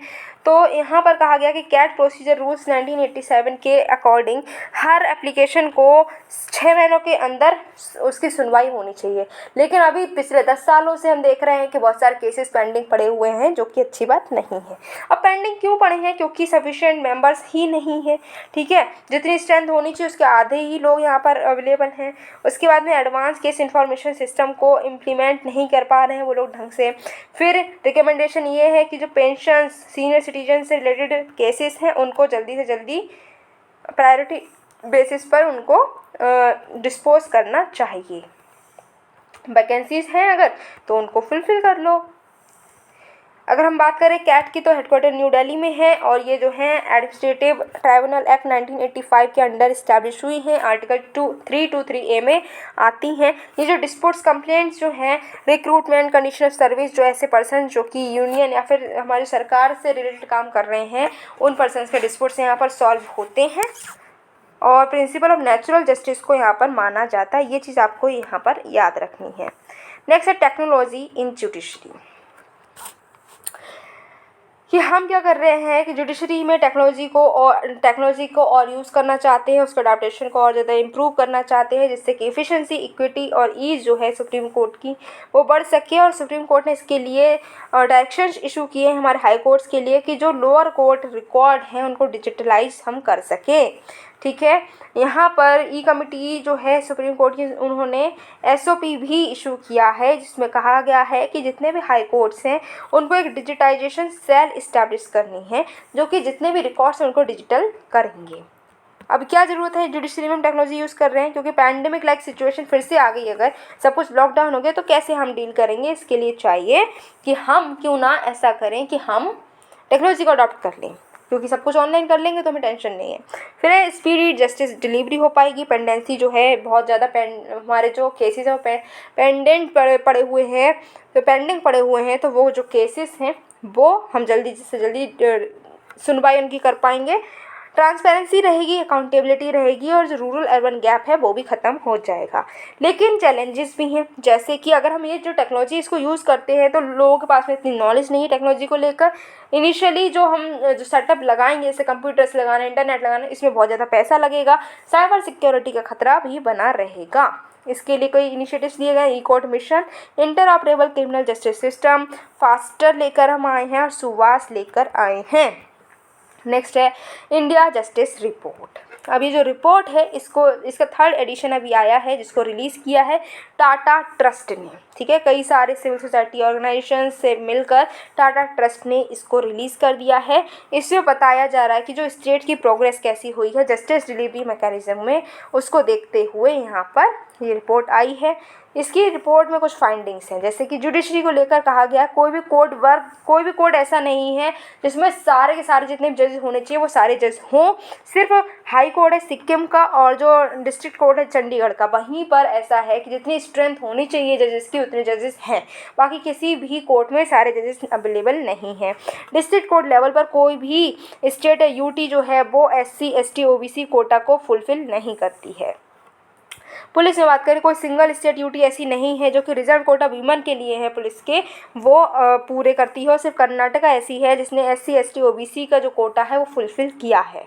प्रिजन्स की बात करें तो अंडर ट्रायल जो है वो 60% से भी ज़्यादा हैं 32 स्टेट में।